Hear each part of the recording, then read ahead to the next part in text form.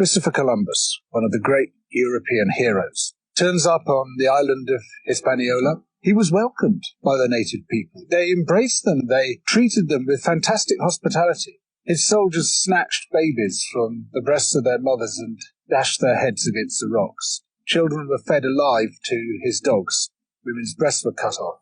He decided to hang 13 of the Native Americans in Hispaniola to recreate the crucifixion of Jesus, plus the apostles. It's true that the majority of people died there of disease. Disease is introduced by the Europeans unwittingly, but many others were driven to death through overwork, direct murder, through starvation, as their resources were taken away. Columbus insisted that everybody bring him a certain amount of gold, and those who failed to do so had their hands cut off. Some were sent back to their villages with their hands and their noses tied round their necks, having been amputated by his soldiers. And what he did there set the pattern for the genocidal extermination of almost all the Native American peoples. 100 million before Columbus made landfall. By the 19th century, that had come down to less than 1 million across the Americas. Overtly endorsed by such revered figures as George Washington and Thomas Jefferson, who wrote about the necessity of wiping out Native American peoples. In Britain, we present the colonial project as being about teaching the natives table manners and double-entry bookkeeping.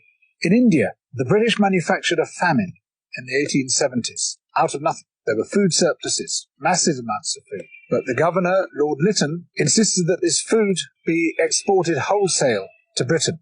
The ensuing starvation killed at least 12 million people, possibly as much as 29 million people. All relief works were banned except for hard labour in labour camps, where the inmates received the same rations as the inmates of Buchenwald, and where there was a 94% death rate per year. This was all done in the name of liberal free market capitalism. Of course, the British did something similar in Ireland. In Kenya, soon after the Second World War, there was an uprising by the Kikuyu people who wanted their land back. The Kikuyu were herded into concentration camps and fortified villages, almost the entire population of over 1 million people. People were systematically tortured to death. They invented a new kind of pliers whose purpose was first to crush men's testicles and then to cut them off.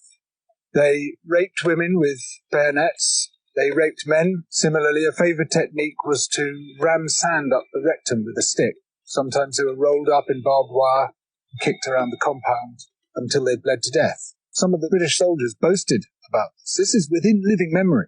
The colonial secretary lied about it. The papers documenting it were burnt.